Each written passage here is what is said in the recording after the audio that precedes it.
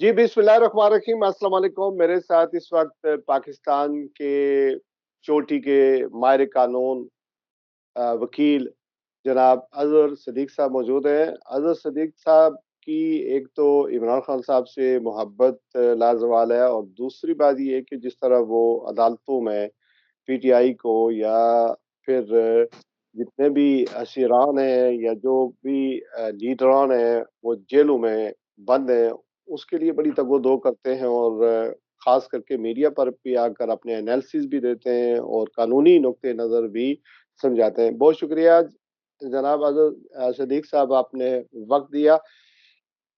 कैसे हैं, खैरियत से? बहुत शुक्रिया शाह साहब। After a very very long time, मेरा ख्याल है साल से ज्यादा अरसा हो गया है आपसे लास्ट टाइम जब गुफ्तगू हुई थी, और मैं जी उस वक्त गालिबन या यूके में ही था।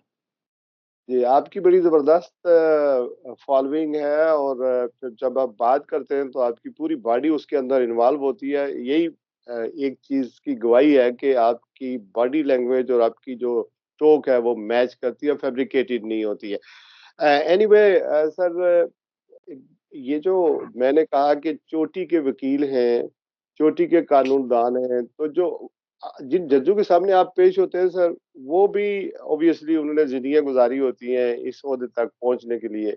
लेकिन ये भी इल्ज़ाम है कि हमारी जो जुडिशरी है दुनिया में 136 नंबर पर है, हमारे जो जज हैं वो भी कंप्रोमाइज़्ड होते हैं। ये भी कहा जाता है कि हमारे जजों के फैसले जो हैं वो कुछ अरसे से एस्टेब्लिशमेंट की तौसीह ही समझे जाते हैं। चूँकि कू तो हुआ नहीं कुछ अरसे से, तो जजों से फैसले करवा कर हुकूमती मामलात चलाए जाते हैं। फिर ये भी कहा जाता है कि आपको वकील करने की ज़रूरत नहीं, आप जज ही खरीद लें। तो इस तरह के जब इल्ज़ामात होंगे तो जुडिशरी की क्रेडिबिलिटी के ऊपर तो सवाल उठेंगे। बहुत शुक्रिया शाह साहब। हालात और वाकयात अगर मुख्तलिफ पैराओं में देखा जाए तो तीन तरह की तो कैटेगरीज हम भी देखते हैं अदालतों के अंदर। एक वो कैटेगरी है जो ना बिकती है ना झुकती है, और उनको अप्रोच करना भी बड़ा मुश्किल होता है। वो कह तो रिजाल शुरू हो चुका है, वो बहुत कम रह गई है। वो जनरल परवेज मुशर्रफ ने जब मुल्क में मार्शल लॉ लगाया था और पीसीओ लगाया था और वकला की तहरीक शुरू हुई थी, तो उस वो समझ लें कि जब वो जजेस निकाले गए, कुछ जजेस तैनात किए गए, वरना तारीखी तौर पर ये है कि कई केसेस ऐसे आए हैं, जहाज ट्रस्ट केस ले लें, शरफ अफरीदी केस ले लें, नवाज शरीफ या पाकिस्तान मुस्लिम लीग नून चूंकि एस्टैब्लिशमेंट की जमात है हमेशा से ही, इनके दौर में लगाए गए जजेस बरकरार रहते हैं। अगर पीपल्स पार्टी या किसी और दूसरी सियासी जमात के दौर में जब जजेस लगाए जाएं, और जो कि वजह ये है प्रैक्टिकली अगर देखें तो 26वीं आईनी तरमीम ने एस्टैब्लिशमेंट का रोल बहुत ज्यादा कर दिया। पहले तो होता था इंतजामिया जो हुकूमत आई है उसके जेर असर इतना नहीं होता था, यानी ब्यूरोक्रेसी अपनी मर्जी की नहीं होती थी। लेकिन अब इस हद तक हाल हो गया है कि ब्यूरोक्रेसी भी अलाइन करती है, तो एग्जेक्टिव भी आपकी मुकरना के साथ मिल गया, हुकूमत वक्त के साथ मिल गया। जजेस फिर बैठे होते थे कि जजेस इन सबको बैलेंस करते थे। तो अब 26वीं आईनी तरमीम ने आकर वो जो जेर असर होना है ना मार्शलाई दौर का, उसकी याद ताज़ा कर दी है। तो ये बड़ा दूसरी कैटेगरी। अनफॉर्चुनेट है, बड़ा अनफॉर्चुनेट है। ये मैं आपकी तवज्जो दिलाना चाह रहा हूँ सर कि जज जिन्होंने 190 मिलियन का के केस का फैसला सुनाया, नासिर जावेद राना साहब, कहा यह जा रहा है कि 2004 में सुप्रीम कोर्ट ने इनको फैसला साजी में या जुडिशरी में इनकी जो अहलियत थी वो खत्म कर दी थी, इन्हें नाइल करार दिया था कि आप किसी केस में जज नहीं हो सकते। तो फिर 2022 में इनकी दोबारा अपॉइंटमेंट कैसे हुई, और फिर ये इस केस के लिए क्यों मुख्तस किए गए और इनसे क्यों फैसला सुनाया गया, ये कैसे मुमकिन हुआ फिर? अच्छा, मैं आपकी नॉलेज के लिए बताता चलूँ कि इमरान खान के केसेस या इस तरह के जितने भी केसेस हैं, अगर वो ज़्यादातर आप देखें तो एक ही बेल्ट के लोग हैं। मंडी बहाउद्दीन, हाफिज़ाबाद और सरगोदा। ये वो बेल्ट है जिनमें ज़्यादातर जजेस की तादाद उन्हीं इलाकों से ताल्लुक आ रहा है। और वो सियासी तौर पर हमारी बार काउंसिल में भी उनकी नुमाइंदगी है, वकला की। वो सियासतदान भी हैं, और वो इस तरह से देखें ना, ये चीज़ें जो और मैजिस्ट्रेट से हटना, फिर बहाली हो जाना, फिर यही हद तक नहीं उनकी उनकी ट्रांसफर, पोस्टिंग, प्रमोशन, यानी फिर वो कुछ ऐसी चीजें होती है ना, जब जजेस अपने हों तो उनका फिर बड़ा ध्यान रखा जाता है, क्योंकि उनके लिए कल मुझे अच्छी तरह याद है जब नवाज शरीफ का अरशद मलिक वाला जब जज तैनात किया गया तो इनकी हुकूमत आ चुकी थी, इन्होंने खुद तैनात किया। इसी तरह इनका एवन फील्ड का, इनका हुदैबिया का अगर केस दे, हुदैबिया का केस में पाकिस्तान आने से पहले जब ये केस लगा तो एक जज ने कहा कि रेफरेंस क्वैश करना है, दूसरे ने कहा नहीं, रेफरी जज के पास जाना था। तो रेफरी जब ये इक़्तिदार में वापस आए तो उस वक्त वो जज लगे और वो जज सरदार शमीम साहब बाकायदा चीफ जस्टिस हाई कोर्ट बने, लाहौर हाई कोर्ट के, और घर बैठ के उसके बाद उनके दौर में जमानतें दी गई। फिर वही जज साहब आजकल गिलगित बल्तिस्तान के चीफ कोर्ट के जज हैं। तो ये तो एक हकीकत है। अब मुझसे अब क्या पूछेंगे, मैं तो अब अभी मिसाल के तौर पर 190 मिलियन पाउंड का केस अगर फैसला आना था तो फैसला आने से पहले पूरी तैयारी की गई कि हाई कोर्ट में जजेस तैनात किए जाए। अब हाई कोर्ट में दो जजेस, एक तो आजम खान जिन्होंने पहले फैसला सुना है, उनको एलिवेट कर दिया गया। आखिर क्या खास बात थी उनकी, बताया तो सही ना, खास बात क्या थी, क्या क्वालिटी थी उनकी। लेकिन वजह क्या है कि वो 26वीं आईनी तरमीम के जरिए 13 लोगों ने अब जज लगाना है, उनमें सिर्फ 5 जजेस हैं, 5 जजेस होंगे। 8 लोग जो है ना वो एग्जेक्टिव वगैरह से, पार्लियामेंट से, हुकूमती नुमाइंदे होंगे। तो जजेस क्या तैनात करेंगे, वो तो सही। सारे के सारे जजेस उन्होंने तैनात कर देने हैं। तो ये तो आप जेहन में रखिएगा कि मैं इस बात से इत्तेफाक करता हूँ, यानी मैं कह तो रिजाल मैं मानता हूँ, मैं खुद फेस कर रहा हूँ ना, मैं पिछले पिछले अगर देखा जाए 2.5-3 सालों से बहुत अहम केसेस मेरे हैं। वो लाहौर हाई कोर्ट में, लाहौर, अच्छा आपने ट्रांसफर पोस्टिंग की बात की ना, जब वो अपना उससे पहले सबसे पहले कासिम अली खान साहब थे चीफ जस्टिस, वो आपने ट्रांसफर और पोस्टिंग में देखा कि नवाज शरीफ के फैसले होने थे, जजेस मर्जी के नहीं मिल रहे थे लगाने के लिए, अमीर भट्टी साहब आए, फिर मलिक शहजाद साहब ने तो जज ही तैनात नहीं की इनकी मर्जी के। जब इनकी मर्जी के जज तैनात नहीं किए, उन्हें क्या, उन्हें लाहौर हाईकोर्ट की जस्टिस रहने नहीं दिया, उनको ले गए इस्लाम अपना सुप्रीम कोर्ट में। और फिर उनके बाद जो चीफ जज साहब आई हैं, अब मैं क्या कहूँ इसके बारे में, अब छोड़े इन चीजों को, लेकिन सर इतना अब मैं बता दूं आपको। सर ये जो ट्रायल हो रहा था जब, तो वकला जो पीटीआई के थे या इमरान खान साहब के थे जो अडियाला जेल में जाते थे, उन्होंने ये नुक्ता नहीं उठाया कि ये तो नायल है, सुप्रीम कोर्ट का फैसला इंटैक्ट है, और ये फैसले के बारे में या इन जज साहब की क्रेडिबिलिटी के बारे में या नायलियत के बारे में फैसला आने के बाद जो है वो ये चीज मंजर आम पर नहीं लाएगी, पहले नहीं लाएगी? नहीं नहीं, मैं देखिए मैं एक बात बता दूं, वजह ये है कि वो जज को बहाल कर दिया गया ना, उस जज को बहाल कर दिया, ये नहीं था कि वो जज वो रिमूव रहना था, उनको एडमिनिस्ट्रेटिव साइड के ऊपर बहाल कर दिया गया, कुछ सर्टन पेनल्टीज लगी या बरी कर दिया गया, या आप कहें कि एक साइड पे रख दिया गया। लेकिन ये कॉम्पिटेंसी बड़ा एक अहम एलिमेंट था। ऐसे जज को खास तौर पर नैब और ऐसे ऐसे केसेस के अंदर, उनमें एक और है, अभी उनके फैसले में अभी रिसेंट गलती मैं बता देता हूँ। ये जो उस पे भी आते हैं 2022 में इनको किसने तैनात किया था सर? देखिए बात फिर वही आ गई है कि चूंकि ये लाहौर हाई कोर्ट के अब जो पूल में से हैं, तो वहाँ एडमिनिस्ट्रेटिव कमेटी होती है जिन्होंने सारा इनका ट्रांसफर, पोस्टिंग और वो सारा मामला, चीफ जस्टिस साहिबा, चीफ जज साहब जो कुछ भी होते हैं वो सारे इन मामलात को देखते हैं। तो ये सारे एलिमेंट तो, और वजह क्या है कि इनकी ये एसीआर वगैरह। शहबाज शरीफ की हुकूमत के दौर में हुए हैं, पीडीएफ 1 की जो हुकूमत थी। जी बिल्कुल उसी दौर के अंदर। बिल्कुल ठीक है। सर ये बताइएगा कि 190 मिलियन पाउंड जो केस जिसकी में इमरान खान साहब को 14 और बुशरा बीबी को 7 साल की सजा हुई है, ये इसके बेनिफिशियरी तो इमरान खान साहब नहीं है, क्योंकि ये पैसे तो यूके से गए हैं पाकिस्तान और ये सुप्रीम कोर्ट के अकाउंट में जमा हुए हैं। और अगर हुकूमत पाकिस्तान अगर ये केस एनसीए से लड़कर यहाँ या हुकूमत बरतानिया से लड़कर या अदालतों में लड़कर ये साबित करना शुरू हो जाती कि पैसे पाकिस्तान के हैं, वाकई हमारे हैं, तो इसमें तो बहुत टाइम लगना था और बहुत पैसे खर्च होते थे और पाकिस्तान की हुकूमत साबित नहीं कर सकती थी कि ये वाकई हमारे पैसे हैं, क्योंकि मनी ट्रेल तो उसकी थी नहीं। तो ये तो एक आउट कोर्ट सेटलमेंट हुई, अंडरस्टैंडिंग हुई, और वो पैसे पाकिस्तान को वापस मिले, उसके बदले में जमीन जो है वो उनके जुर्माने की मद में खर्च हुई। अब मुझे ये नहीं समझ आ रही कि ये फैसला जो है जिसके बेनिफिशियरी जो है वो एक पेनी के भी इमरान खान साहब नहीं है। ठीक है, ये बात अपनी जगह ठीक है, क्योंकि हो सकता है उन्होंने अपने अख्तियारात का मिस यूज किया है, लेकिन ये तो उनके चैरिटी नेटवर्क और फिर वो अलकादर ट्रस्ट की वजह से पैसे वापस आए, उन्होंने जमीन अलाट की, जिस तरह सारी चीजें सबको पता है। लेकिन इसमें जो सजा है वो 14 साल कैसे बन गई? फॉर एग्जाम्पल अख्तियारात का नाजायज इस्तेमाल, 14 साल की कैसे सजा है सर? अच्छा, इसका जवाब थोड़ा-सा ज़रा लंबा होगा। पहले मैं बताता चलूँ कि जी अपना एनसीए का फैसला मैंने सारा पढ़ा है।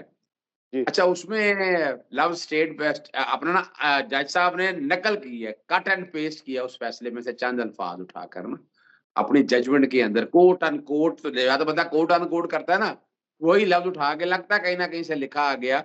उसमें लिखा हुआ है कि सेटलमेंट हुई है, फ्रेमवर्क एग्रीमेंट हुआ है, उस फ्रेमवर्क एग्रीमेंट के तहत ये पैसा सुप्रीम कोर्ट में जाएगा और वहाँ जो पैसे हैं वहाँ एडजस्ट होगा। उस ये जो कि एनडीए है और नॉन डिस्क्लोजर एग्रीमेंट हुआ था और पाकिस्तानी गवर्नमेंट तो ये स्टेट ऑफ पाकिस्तान का तो पैसा था नहीं क्योंकि मलिक रियाज साहब ना तो कोई मेट्रो ऑरेंज के कॉन्ट्रैक्टर थे, ना 56 कंपनियों के मालिक थे, ना वो उन्होंने कोई मेट्रो मोटरवे बनाई, ना रिंग रोड बनाई उन्होंने, ना उन्होंने कोई बिजली के प्रोजेक्ट लगाए। वो एक ज़ाती उनकी ज़मीन थी, बैरिया के अंदर 5 लाख रुपया एकड़ वो ज़मीन थी जिसकी कीमत थी, जिसकी ज़मीनत सुप्रीम कोर्ट ने 8 करोड़ रुपया एकड़ का ज़्यादती हुई उनके साथ। 460 अरब का बनाया तो वो 460 अरब में से कुछ पैसे उन्होंने यहाँ भेजे और असल जो कहानी है शराज साहब वो ये है कि 2016 में वन हाइड पार्क जो है वो अपना हसन नवाज ने अली रियाज मलिक को बेचा और अगर कीमत 9 अरब रुपया थी तो 18 अरब का या अगर 38 अरब थी तो 50 अरब का। मैं एक आइडिया दे रहा हूँ आपको, यानी महंगा। और जब पूछा गया उनसे तो वो बजाय ये कि उनकी वो ताकीक होती कि उन्होंने महंगा क्यों बेचा है, एनसीए ने इस तरफ तो हुकूमत पाकिस्तान ने कहा कि नहीं हमने ऐसा कोई काम नहीं करना। तो जब उनसे पूछा गया कि मलिक रियाज के बारे में बताएं, इनके खिलाफ कोई करप्शन का केस है, पाकिस्तान में कोई करप्शन का केस नहीं, कोई मनी लॉन्ड्रिंग का केस है, कोई मनी लॉन्ड्रिंग का केस नहीं। मनी लॉन्ड्रिंग के लिए प्रेडिकेट ऑफेंस होना जरूरी है। तो पाकिस्तान के अंदर ये कह रहे हैं स्टेट ऑफ पाकिस्तान का पहले पाकिस्तान स्टेट ऑफ पाकिस्तान का पैसा साबित तो करे ना। कोई पैसा क्या किसी कॉन्टेक्ट से गया था? वो नहीं था। तो इसलिए ये बुनियादी तौर पर अब यहाँ से उठा और ये हकीकत है, नैब कवानीन के तहत अपना इमरान खान को या बुशरा बीबी को जाती को फायदा होना था, 1 रुपए का फायदा नहीं हुआ। ट्रस्ट वहां पर मौजूद है, ट्रस्ट वक्फ है और वो बाकायदा ट्रस्टी हैं। ट्रस्टी ने अपने लिए 1 रुपए की तनख्वाह नहीं रखी, एक बेनिफिट नहीं लिया और वो मलिक रियाज साहब ने वो ट्रस्ट के लिए जमीन दी। और कमाल की बात है ये पाकिस्तान में करप्शन का पहला केस होगा कि जिसमें हर चीज रिकॉर्डेड है। क्रॉस चेक से पैसे गए हैं, क्रॉस चेक से चीजें सारी हैं, हर चीज मनी ट्रेल है। वरना तो आपको पता है एवन फील्ड की मनी ट्रेल आ सकी आज तक नहीं जस्टिस काजी फायजिसा ने जो प्रॉपर्टियां खरीदी उनकी मनी ट्रेल आ सकी नहीं थी। तो और कमाल की बात आपको बता दूं, एक और आखिर बात कि जब सजा सुनाई जाती है ना, जैसे एवन फील्ड की सजा सुनाएगी तो 7 अरब के करीब जुर्माना हुआ था उन्हीं प्रॉपर्टी की मलकियत के करीब। तो यहाँ कम से कम इमरान खान को फिर जुर्माना भी कोई 190 मिलियन ही होना चाहिए था। वैसे तो 171.59 मिलियन है, वो 10 लाख रुपए जुर्माना हुआ है। इसका मतलब क्या है कि भाई यहाँ पर तो थी कोई चीज नहीं, वो पैसे आ गए पाकिस्तान के अंदर आ गए और पाकिस्तान और स्टेट बैंक भी एडजस्ट हुए, ये भी रिकॉर्ड के ऊपर है। तो ये बुनियादी तौर पर it is a case of no evidence और ज्यादा देर नहीं लगनी है इस्लामाबाद हाई कोर्ट के अंदर इसको मैं उसी सेटिस्फाइड होने तरफ में। सर मैं उसी तरफ आता हूँ। दूसरी बात ये बताएं सर, 14 साल की सजा मान लेते हैं अख्तियारात का मिस यूज हुआ या ओवरलुक्ड हुआ या गफलत हुई है, ठीक, लेकिन 14 साल सजा भी एक ज्यादती मुझे एक्सेस लगती है। लेकिन ये बात तो ठीक है, ये तो कह सकते हैं कि पाकिस्तान में अख्तियारात का इस्तेमाल, नाजायज इस्तेमाल होता है या गफलत होती है, क्योंकि ब्यूरोक्रेसी काम करती है और हमने देखा है कि वो एहतसाब तो वहां कोई इस तरह का सच ऐसा होता नहीं। लेकिन बुशरा बीबी को किसकी सजा दी गई सर? वो तो किसी कोई ऑफिस होल्डर थी ही नहीं, यानी उन्होंने कोई पब्लिक ऑफिस नहीं होल्ड किया, उनकी शक्ल भी हम नहीं जानते हैं, वो तो चूंकि नकाब पहनती हैं। वो तो वो उनकी सजा किस जुमरे में आई है फिर साथ? अच्छा, वो सिर्फ़ यही सज़ा है उनकी कि वो इमरान खान साहब की ज़ौजाए मोहतरमा हैं और इमरान खान के साथ खड़ी हैं। 26 नवंबर को जब जीतों तक जाना था, वो ही लेकर चली गईं, वरना तो शायद वहाँ तक नहीं पहुँचना था। तो आप यहाँ से अंदाज़ा लगा लें ना कि है क्या? यानी एक बात तो बड़ी क्लैरिटी के साथ वाज़ेह है ना कि बुशरा बीबी ने इमरान खान का साथ दिया। पहले 8-9 महीने जेल में रहीं, तो इद्दत का केस कोई केस था। तोशा खाना के जो केस फ्रॉड और फ़रेब पर मबनी बनाए गए, यानी अब तो पूरी तरह सिस्टम नंगा हो चुका है ना, बादशाह तो नंगा हो चुका है, एस्टेब्लिशमेंट तो बड़ी बुरी तरह बेनकाब हो चुकी है। यानी आप अच्छा ये एक झूठे केस सही, सही। अच्छा ये भी एक बेसिकली सज़ा इसलिए हुई कोई इमरान खान की बीवी हैं। अच्छा और उनके साथ खड़ी हैं पूरे कद के साथ, पूरी इस्तकामत के साथ। सर, इमरान खान साहब के ट्विटर हैंडल से इस्लामाबाद के जो जो चीफ जस्टिस हैं हाई कोर्ट के अमर फारूक, उनके ऊपर तो अदम एतमाद का इजहार किया गया। आप कहते हैं वो केस वहां जाएगा। फिर इसी तरह उन्होंने काजी फायजी साहब नहीं कह रहा हूँ मैं, वो जो यहिया अफरीदी हैं उनके ऊपर भी अदम एतमाद का इजहार किया है। लेकिन जस्टिस अमीन उद्दीन जो आईनी बेंच के या आईनी कोर्ट जो बनाया नया सो को, उस पर एतमाद का इजहार किया है। तो आप एक तो नाम भी हमारे जो है ना वो जजों के वो पैगम्बरों वाले हैं, अमीन, यहिया, ईसा, फाइज, यानी ये आमिर और फारूक, ये यानी साहबा के वो नामों के ऊपर, नबियों के नामों के ऊपर रखे हुए हैं। लेकिन वो जो जो जो कुछ वहां होता है वो आपको भी पता है और हमें भी पता है। तो ये हाई कोर्ट में जाएगा और आप कह रहे हैं जज भी जो है वो एडिशनल रख दिए गए हैं। 6 जज पहले उन्होंने खत लिखा था उनके, तो वो बेचारे वो खत लिखकर जो है पब्लिक में लाकर पछता रहे हैं, चूंकि वो मोहसन कियानी या वो बाकी जितने भी थे, वो सारे जज जो है खुद जेर अताब है। तो वहां से क्या निकलेगा? जब यहाँ तक केस चला गया, उधर सुप्रीम कोर्ट भी 2 हो गए हैं, उनको भी पता नहीं हमारा अख्तियार कौन से हैं, तो कहाँ से फिर जाकर रिलीफ मिलेगा? अच्छा, पहले तो ना जस्टिस अमीनुद्दीन पे बिल्कुल हमें कोई एतमाद नहीं है। आईनी हम्म, बेंच जिस तरह हैंड पिक उठाया गया, मर्ज़ी के जज लगाए गए, हम उस पे एतबार ही नहीं करते हैं और अभी तक जितना काम हुआ है, आप बता दें, कहाँ जल्दी है, कहाँ तेज़ी से फैसले हो रहे हैं और सुप्रीम कोर्ट जो है वो खामोशी से बैठी है, 26वीं आईनी तरमीम को सुन नहीं रही है। ये तो अभी सुप्रीम कोर्ट तो जाना नहीं है, इस्लामाबाद हाई कोर्ट जाना है। इस्लामाबाद हाई कोर्ट में वैसे डिवीज़न बेंच बन चुके हुए हैं। उनके पास जाए तो हमें शायद कोई ऐसा एतराज़ ना होगा, लेकिन अब ये 2 जजेस जाने के बाद ये बेंचेस नए बनेंगे, नए तश्कील दिए जाएँगे और कल हलफ़ ले लिया जाएगा मेरा ख़्याल है, कल हलफ़ लिया जाता है या परसों हलफ़ लिया जाता है, उसके फ़ौरन बाद नए बेंच तश्कील दिए जाएँगे। वो नए बेंच तश्कील देने के बाद हमें वाज़ेह नज़र आ जाएगा, हमें जैसे ये उन बेंचेस के पास लगेगा तो हमारा एतराज़ होगा कि नहीं, इनके बेंचेस के पास ये केस ना लगाया जाए और हम आपके प्रोग्राम के तवज्जो से भी कह रहा हूँ कि नए किसी अढाक जज जो कि 26वीं आईनी तरमीम के बेनिफिशियरी हैं, हम उनसे बिल्कुल नहीं चाहेंगे कि उनके पास ये केस सुना जाए। लेकिन बात फिर वाज़ेह है कि ये मेरिट पे अगर देखना है शहराज साहब, मेरिट मेरिट पे तो ये 10 मिनट से ज़्यादा का केस नहीं है।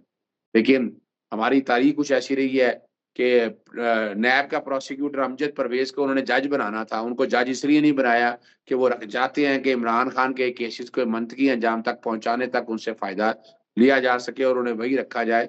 और होगा क्या, वो जनाब बीमार हो जाएँगे, कभी हज पे चले जाएँगे या अब नोट कर लीजिएगा, अब जैसे ही ये केस शुरू होगा, आगे रमज़ान आ जाना है, कोई एतकाफ़ पे बैठ जाएगा या उसके बाद हज आ जाएगा। तो इनकी कोशिश होगी इसको इस तरह लटकाए रहना। लेकिन हमारी कोशिश होगी कि ये रमज़ान के अंदर-अंदर ही यानी 3 से 4 हफ्तों के अंदर-अंदर अपील सुनी जाए और सज़ा सस्पेंड बनती है मेरिट के ऊपर। तो ये सारी चीज़ें अब पॉसिबिलिटीज़ इससे हैं। इससे अज़हर साहब क्या होगा? क्योंकि इसके बाद और भी मुकदमात बन सकते हैं। ये 26 जी, नवंबर मैं का बताता 26 नवंबर के केसेस हैं। जब एक शख्स को जेल के अंदर रखना है, और वो देखें, ये तो दुनिया में एक मजाक हुआ है कि ये जो जज नासिर जावेद राना है, ये तो एक बहाना है, क्योंकि इनकी वजह से हमारी अदालत, रियासत और हमारी जो सियासत है वो दुनिया में के एक मजाक बनी है। उस कटेरे में हम सामने आए हैं। और दुनिया आज ये कह रही है कि इतना बड़ा चैरिटी नेटवर्क जो है, जिसने नमल यूनिवर्सिटी बनाई, जिन्होंने इतना बड़ा शौकत खानम हॉस्पिटल इंडिपेंडेंट बनाया, और लोग उनको पैसे देते हैं, उनके ऊपर करप्शन के चार्जेस हैं, जिसको लोग यहाँ यूके में जब उनके जलसे होते थे तो पैसे देकर, 100 पाउंड देकर लोग टिकट खरीद कर जाते थे। आपको भी पता है, उनको सुनने के लिए। ऐसा कभी कोई सेलिब्रिटी के लिए भी 100 पाउंड नहीं देता है। तो उन पर ये करप्शन के चार्ज हैं। और फिर ये जो मुझे तो ये लगता है कि चूंकि ये जो नमल यूनिवर्सिटी है, ये शौकत खानम है, ये भी पाकिस्तान की जमीन इस्तेमाल हुई है। ये भी हो सकता है इसके बारे में भी कोई केस बनाया जाए कि ये यहाँ पर ये जमीन जो है वो इस्तेमाल होगी है पाकिस्तान की, और इसके बेनिफिशरी इमरान खान है, या लोग वो जो इलाज कराते हैं या तालीम हासिल करते हैं। तो ये तो एक तरह का आप ये समझें कि आई डोंट नो। और फिर साफियों को इस फैसले के बारे में 3 हफ्ते तक ये पोस्टपोन करते रहे। ये क्या कब कहाँ दुनिया की अदालत में कोई आपके पीएलडी में या कोई लिखा हुआ है कहीं के कोई दुनिया में ऐसी, जब आप कोर्ट के अंदर जाते हैं और वो किसी किसी केस का हवाला देखें कि इंडिया में ये हुआ, या यूरोप में ये केस इस तरह सुना गया था, इसी तरह का आया था, वहां की जजमेंट ये है। तो ऐसी कोई जजमेंट है कि फैसले दुनिया में कहीं महफूज हो जाए, और फिर वो अंदर संदूकड़ी में बंद हो जाए, और साफियों को भी पता चल जाए, उसके बाद फैसल वाडा को भी पता चल जाए, हुकूमती वजीरों को भी पता चल जाए, और एक एग्जैक्टली के 14 साल सजा होगी, 7 साल सजा होगी, 10 लाख जुर्माना होगा, 5 लाख जुर्माना होगा, अलकायदा ट्रस्ट जो यूनिवर्सिटी भी गवर्नमेंट की तहवील में ले ली जाएगी। ऐसा कभी कोई मिसाल है वैसे पीएलडी में, या कोई आपके पास कोई ऐसी चीज कोर्ट है दुनिया में, कभी ऐसा होता है? ये लम्हा फिक्रिया है। ये बता रहा है कि झूठ पर मबनी केसेस हैं, फ्रॉड पर मबनी ये सारे फैसले हैं। अगर देखा जाए, यानी आप बता रहे हैं कि ये जो एग्जैक्ट सजाएं कितनी होंगी, जुर्माने कितने होंगे। अब ये बड़ा एक सवालिया निशान है हमारी अदालतों पे, और इन अदालतों को इसकी तहकीकात, लेकिन तहकीकात किसने करनी है? एस्टैब्लिशमेंट ने करनी है। एस्टैब्लिशमेंट करवाने वालों में से है, और पूरी दुनिया में इन फैसलों को सराहा नहीं गया। ये पाकिस्तान में पहली दफा हो रहा है, वरना तारीखी तौर पर नवाज शरीफ वगैरह करप्शन में सजाएं मिलती रही हैं। वो पूरी दुनिया में जेर बहस मौजूद रहे हैं, और एक एक चीज डिस्कस होती रही है। पहली दफा ऐसा हो रहा है कि इमरान खान के अगेंस्ट कोई भी केस ले लें, 9 मई वाले ले लें, 26 नवंबर ले लें, और अब 4 केसों में सजाएं हुई इमरान खान को। साइफर इतना बड़ा केस, बड़े दावे किए उन्होंने, कहाँ गया केस वो? इद्दत के केस में बड़ी बातें हुई, कहाँ गया केस वो? तोशाखाना 1, तोशाखाना 2 सस्पेंड हो गया, तो तोशाखाना 3 में सजा देने की कोशिश कर रहे हैं, वो भी चैलेंज कर दिया हाई कोर्ट के अंदर, और वो भी खत्म हो जाएगा। यानी सिर्फ और सिर्फ मकसद है पॉलिटिकल इंजीनियरिंग, इमरान खान को अंदर जेल में रखने के लिए। इन ये इट्स अ हाई टाइम कि मैं तो जब 5 जून 2023 में मैंने लंदन में प्रेस कॉन्फ्रेंस की थी कि पाकिस्तान को मिसाके पाकिस्तान की ज़रूरत है। यानी तमाम सियासी जमातें आगे खड़ी हों, वोट को इज़्ज़त दो का जो नारा लगाया है वो उसको बरकरार रखें, और ये जो बीच में इंटरफेरेंसेस हैं इस तरह की, चाहे अदालतों में से या एस्टेब्लिशमेंट की तरफ से, इन सबको कॉर्नर करें। बहुत हो गया अब ये इस तरह नहीं निज़ाम चल सकता। यानी आप कहें कि इस तरह से निज़ाम चलना है पाकिस्तान के, पूरी दुनिया में जहाँ-जहाँ जमहूरियत अगर है, अगर समझते हैं, तो वो जमहूरियत की ताकत को सामने आना चाहिए। ये जो ताकत जो अंदर बैठे या हिडन फोर्सेस की ताकत है, ये ताकतों खत्म होने का टाइम आ चुका हुआ है, और इमरान खान ने कम-ओ-बेश अपने 2.5 साल ये जो जद्दोजहद की है, वो ना कोई डील ली, ना कोई एनआरओ, ना कोई डील दी माँगी उन्होंने, और वो सारे केसों को जेल में बैठकर, वरना तो नवाज शरीफ आप सब कहा जाता है इमरान खान को एस्टेब्लिशमेंट लेके आई, 21 साल में एस्टेब्लिशमेंट लगा दिए लाने में। और दूसरी तरफ जो तहरीक इस्तेकाम पाकिस्तान 4-4 दिन की जमातें बनी हैं, उनको लाके इक़्तिदार में बिठा दिया। ये होता है जब एस्टेब्लिशमेंट लेके आती है, 16-17 सीटों से सैकड़ों सीटों बना देना। यानी अंदाजा लगाएं, इतनी कमजोर पार्लियामेंट 2/3 अक्सरियत दे दी और आइन में तरमीम कर दी। तो ये तो सवाल अब उठेंगे। चेहरे बेनकाब हैं, लूली लगनी तो है नहीं, हाइब्रिड रजीम है यहाँ। अल्लाह करे कि इनको ख्याल आ जाए, अगर मुल्क को आगे लेके जाना है तो फिर आपको सोचना पड़ेगा उस तरह से। बहुत बहुत शुक्रिया आज़ाद सिद्दीकी साहब, वक्त निकालने का। कानूनी तौर पर हम इनसे बहस जानने चाह रहे थे इस केस के हवाले से, लेकिन एक आखिरी सवाल कर देता हूँ। ये जो इमरान खान साहब के केसेस हैं सर, इसके वकीलों की फीस कौन अदा करता है? आप कितनी फीस लेते हैं और ये बाकी जो वकला हैं, इनकी फीसें कौन अदा करता है? अपना शराज साहब, मैं 9 महीने मैंने मुल्क से बाहर गुज़ारे हैं। मुझे यहाँ बड़ी ऑफ़रें होती रही, फ़ीस केसेज़ लेने की, मुझे पैसे देने की ऑफ़रें भी बहुत से लोगों ने कहा। मैंने किसी से ₹1 नहीं लिया सर। और इसी तरह मैं जब से केसेज़ लड़ रहा हूँ, मैं 80% काम तो पहले ही मुफ़्त करता हूँ मैं। मेरा नाम पब्लिक इंटरेस्ट में बहुत नाम है, बड़े-बड़े मशहूर मैंने केसेज़ किए। इमरान खान और पार्टी के जितने केसेज़ किए, आज तक मैंने ₹1 नहीं लिया। इवन जो खर्चा होता है ना, यानी फ़ोटोकॉपीज़ करनी है, स्टैम्प पेपर लगने हैं, मैंने ₹1 नहीं लिया। आज तक मैंने ₹1 नहीं लिया। हाँ, अपना इमरान खान की फैमिली फ़ीसें जो जिन वकला को दे रही है, वो प्रोफ़ेशनल वकील है। उनमें कई वकीलों को मैं जानता हूँ, लेकिन सारे वकीलों को फ़ीस लेने वाली बात वो नहीं मैं इत्तेफ़ाक करता। लेकिन फ़ीसें करोड़ों में गई है, ये भी एक सही है बात है, और वो फ़ीसें उन्होंने ली हैं, वो जो कि प्रोफ़ेशनल वकील है, उनका हक है फ़ीसें लेने का, और वो फ़ीसें ले रहे हैं। जी। अच्छा, एक और यहाँ पर मैं कहना चाह रहा हूँ, बहुत सारे हमारे ओवरसीज़ में बसने वाले जो पाकिस्तानी हैं, वो उनको पाकिस्तान में या कश्मीरी हैं, पाकिस्तान में मसाइल पैदा होते हैं। तो कम से कम अज़हर सदीक़ साहब से राब्ता करें और बाकी वकला ज़ाहिर है वो भी अच्छे हैं, लेकिन अज़हर सदीक़ साहब हमेशा ओवरसीज़ के लिए जितने भी केसेज़ होते हैं, वो उसमें बड़ी गुंजाइश रखते हैं और कोशिश करते हैं ताकि अपने जो ओवरसीज़ के पाकिस्तानी हैं, उनका केस जो है लड़ा जाए और मुनासिब तरीके से और लारे-लप्पे भी ना लगाए जाएँ। तो मैं अपने दोस्तों से रिक्वेस्ट करता हूँ जो हमारे प्रोग्राम देखेंगे कि अज़हर सदीक़ साहब के आपके पाकिस्तान में मसाइल हैं, जायदादों के, दीगर इश्यूज़, तो इनसे ज़रूर राब्ता करें। अच्छा, ब ब ब एक सिर्फ़ आखिरी सवाल है सर, ये जो पाकिस्तान की ब्यूरोक्रेसी है, जो एम्प्लॉयर्स हैं, वो देखने में आया सर कि जो प्राइवेट सेक्टर को तो ख़ैर हम डिस्कस ही नहीं करते, क्योंकि प्राइवेट सेक्टर में तो आपको पता है किस तरह तनख्वाहें देते हैं, क्या करते हैं, साथियों के साथ क्या करते हैं, बाकियों के साथ। लेकिन जो गवर्नमेंट के मुलाज़िम हैं, पंजाब गवर्नमेंट के मुलाज़िम हैं या फेडरल गवर्नमेंट के मुलाज़िम हैं, अ, वो जब काम पर जाते हैं तो उन्हें जो ऑफिसर्स होते हैं उनको बड़ी बदतमीजी से बाज़-औक़ात पेश आते हैं। उनके साथ अगर कोई गलती उनसे हो जाती है तो उन्हें खड़ा रखते हैं 1 दिन के लिए या आधा दिन के लिए, सस्पेंड कर देते हैं, ज़्यादती बहुत करते हैं, गाली-गलौज करते हैं, उन्हें उल्लू के पट्ठे कहते हैं। मैंने खुद सुना है सर, ऐसा होता है। तो क्या कोई ऐसा कानून, लॉ है ऐसे लोगों के लिए कि उनके खिलाफ कार्रवाई की जाए?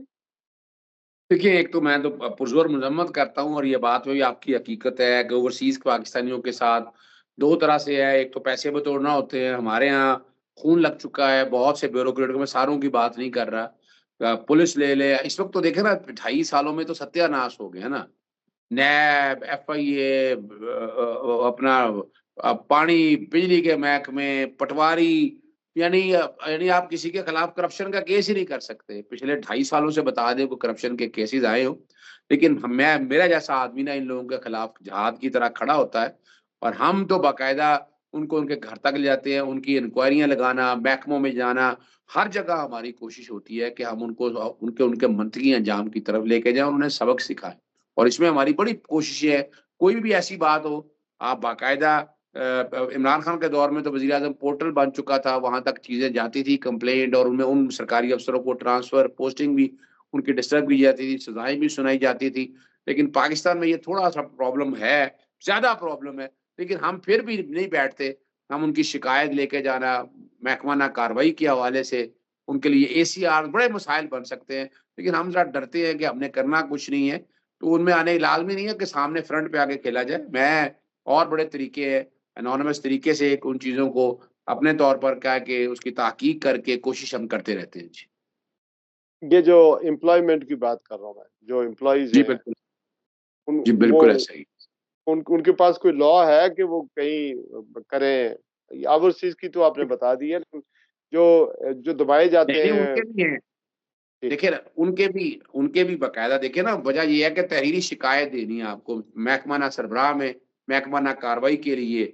बिल्कुल आपके पास वो बराह रास्त आप बाहर बैठे हैं, बाहर से आप दरख़्वास्तें दे सकते हैं। तो बाकायदा और तरीकाकार यही है, उसकी कॉपी आप भिजवाएँ बराए इत्तलात मुतल्लिका चीफ़ जस्टिस हाई कोर्ट को, चीफ़ जस्टिस सुप्रीम कोर्ट को, मोहतसब भी यहाँ बैठे हुए हैं, उनकी कॉपियों की इत्तला भिजवाएँ मोहतसब को भी।